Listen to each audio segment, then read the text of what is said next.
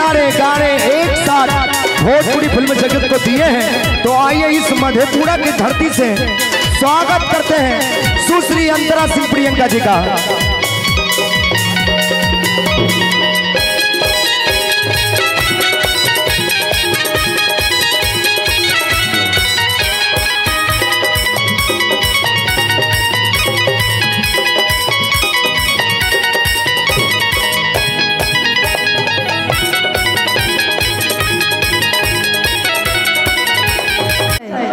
घरों में यही सबके जूद, बाहरों में यही सबके।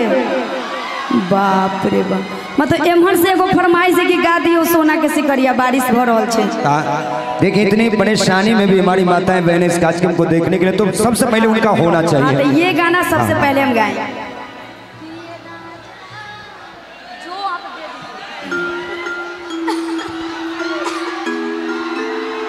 बाप रे बाप, मधेपुरा में पावर कितना है भाई।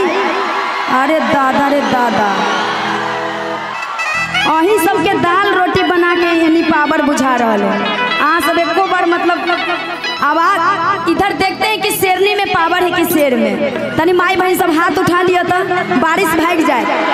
ए शेर, हेलो शेर, आप लोग बंद रखिए। पहले शेरनी का पावर देखिए ना, अपना पावर भुला जाइएगा।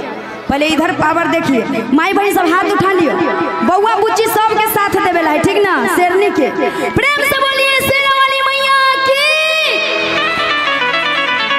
देखलिए ना, अब शेर का थोड़ा देख लेता। तनी शेर सब हाथ उठाए, शेरनी सब हाथ सब नहीं उठाते। अरे बाप रे, बहुत ज्यादा पावर है। ये टेलर है कि फिल्म यो टीचर? हाँ टेलर है। बाप रे, तो फिल्म में की होते? बाप रे, पावर तो बहुत ज्यादा लग रहा है। इधर माई बहन सब बैसल छथिन, सबके हमरा तरफ से प्रणाम है। जे जत से छी आशीर्वाद दियो हाथ उठा के। बउओ सब दऽ रहल छी आशीर्वाद।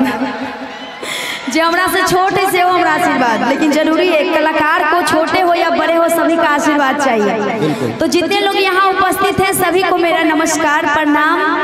जहाँ तक मेरी आवाज़ जा रही है, जो लोग जहाँ हैं वहीं से मुझे आशीर्वाद दीजिएगा। इधर वाले लोग तनी दोनों हाथों पर उठा के आशीर्वाद दे दीजिएगा। और बहुत लोग इधर भी है। वाह, सभी को हेलो हेलो, कैसे हैं आप? प्रणाम सबके। और इधर भी कुछ लोग हैं, सभी को नमस्ते मेरे तरफ से। और जितने भी कलाकार हम लोग आए हैं आप सबके मनोरंजन के लिए, सब लोग तैयार हैं। मैडम सब, 2 मैडम आ गई हैं। हमारे म्यूजिशियन गण, उनका भी हार्दिक स्वागत। राजीव भैया, राजीव भैया, राजीव भैया, राजीव जी, ऑल टीम, उनका भी हार्दिक स्वागत, अभिनंदन। और आइए एक भजन से शुरुआत करते हैं। भजन के बाद जस्ट क्या रुपेश जी, एक भजन ना? बिल्कुल बिल्कुल। और हम लोग अभी टेमा भेला कंटाही में है। बिल्कुल। तब पापड़ देखी नू जी, ताली बाजी नू। देखिए बीच में जो चाचा बैठे, आप हाल चाल पूछ रहे थे ना, सबसे पहले वही जवाब दिए थे। ठीक है, ठीक है ना चाचा?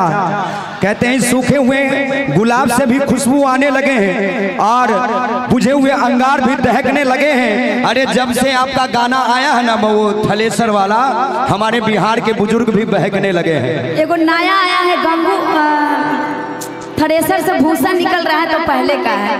एक और आया है पठान, वो थ्रेसर वाली, आप सब जरूर देखिएगा। अरे खिलब करके भागे हैं घर से, बिहार लौट के ना आएंगे। आइए एक भजन से हम लोग शुरुआत करते हैं कार्यक्रम का। और भजन में हम लोग राम जी का भजन गाते हैं एक शुरुआत में, क्योंकि कल रामनवमी भी था, तो हम लोग राम जी को याद करते हैं।